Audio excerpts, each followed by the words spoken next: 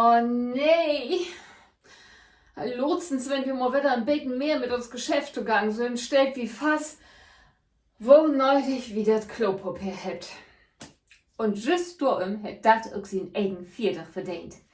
Der 26. August ist Welt-Klopapierdach.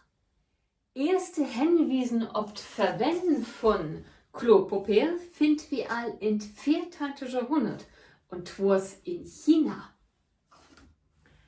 Das Papier so, als wie das von durchkommt, ob Rollen und mit Perforation, das kam erst laut ins 19. Jahrhundert. Da fing die Scott Papier Company an, Toilettenpapier auf Rollen zu machen. Man auch all Förder erfinden von Klopapier hebt wie uns zu helfen was. Was hat nun Bläder, Felsstücken, Federn, Gras, Lumpen oder lebendig Federfee wär.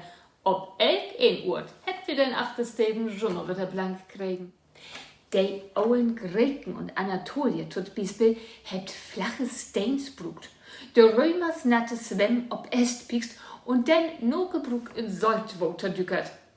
Ob Hawaii habt die Lü der Rind von Kokosnöt genommen und der Inuit habt sich den 8. mit Schnee und Maus erfischt. Na, und dat Maße Lü auch einfach ja mehr linke Hand nun habt, das habt ihr ja wohl auch einmal heuert. Darum geht wir uns tolle begreifen ja auch schon mit der rechte Hand, wenn uns nicht ob Stunds in Pandemie in Schach hält. Man trücht tot Klopapier. Bei uns in Deutschland käme das erst 1928 auf den Markt. Hans Klenk hätte das unter dem Namen Haarklorut bräucht. Damals bestand das Papier noch aus Krepp und hat 1000 Blätter auf der Rolle. Kränkemen, da muss der Lüschut man einfach nur in Roll Hakle verlangen, denn brauchen so auch nicht Toilettenpapier zu sagen, wenn schon das so genannt ist.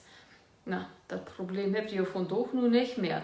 Von doch hangt wir uns natürlich sogar im Weihnachtsbaum.